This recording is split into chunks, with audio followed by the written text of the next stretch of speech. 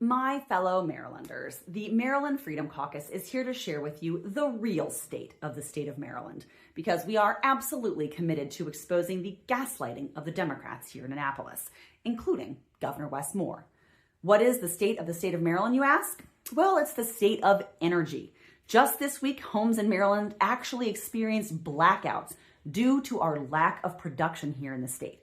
While Wes Moore and the Maryland Democrats continue to worship their green goddess of energy, wind and solar, PJM actually stated this morning at peak that less than 8% of total load was actually coming from renewables.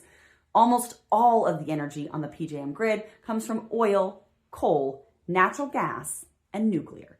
So while we pretend that we're green here in the state of Maryland, oil, coal, and natural gas are actually powering the homes of our state today, Governor.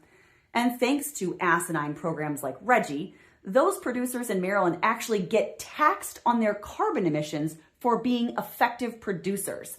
And all of those costs get passed directly on to you, to the tune of billions of dollars, by the way.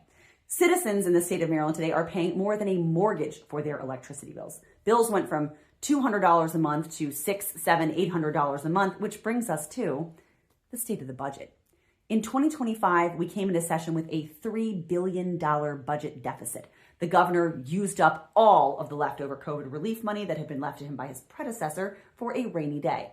Within weeks of the last budget passing, we were already in a deficit again. This year, we came in with a $1.4 billion budget shortfall, despite the fact that the governor raised hundreds of millions of dollars in taxes and fees right on the backs of the working class. Has anybody gone to register their car lately? Applied for a business license? He's even taxed canoes. And now, again this year, Governor Moore intends to balance the budget on the backs of the disabled. That's right, $150 million in cuts have been suggested by the governor. The one group of people the governor should rightly care for, those who are severely disabled. But those are the folks that he looks for to balance his budget because he's failed to tell his own party no to their pie in the sky ideas. The governor has taxed and feed us all to death. And for what, you might ask? The state of education. It's been years since the blueprint budget busting education policy passed, and it still cannot be implemented. Why? Because the theory behind the blueprint, for it to actually work, we need almost 15,000 new teachers in the state of Maryland. It cannot be implemented without that. How many new teachers do you think we've recruited? 1,500. Teachers do not want to move here. They don't want to live here, and they don't want to raise their families here.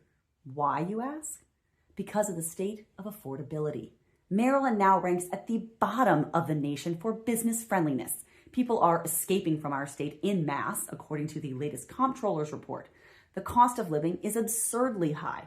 The cost of driving a car is also crazy. The cost of owning a home, did you get your assessments yet? Well, they're coming, and they're on par with the astronomical energy bills that you're currently getting.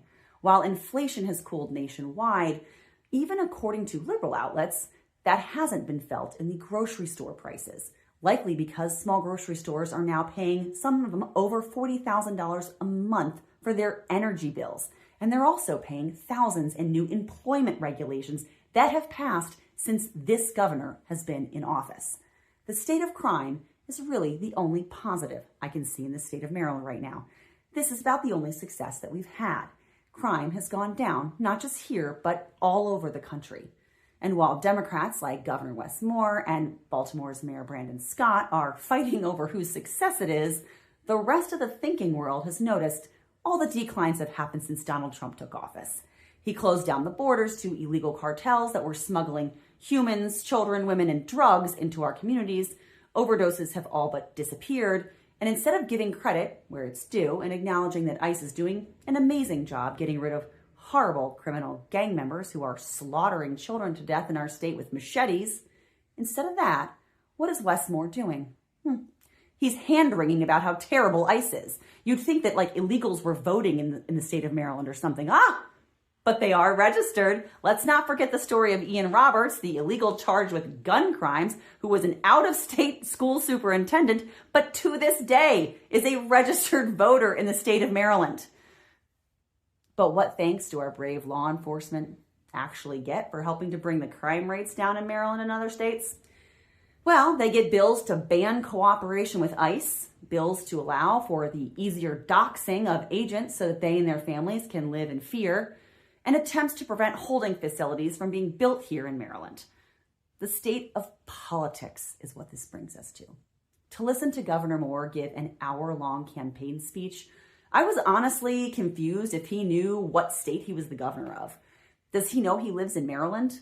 Maryland, the state with the largest structural deficits caused directly by his own party that have left our bond ratings downgraded. Maryland, the state with one of the highest tax burdens in the country. Maryland, rated the most business-unfriendly state in the nation.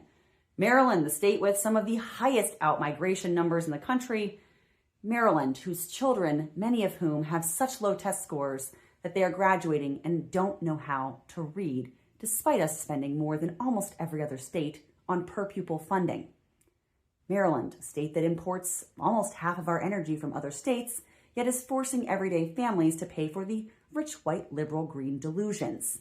Does Governor Moore know what state he actually lives in? The real state of the state of Maryland is $1,000 energy bills for grandparents on fixed incomes. It's children graduating who don't know how to read. It's parents having to decide between buying groceries and renewing their car registrations because the fees have doubled again.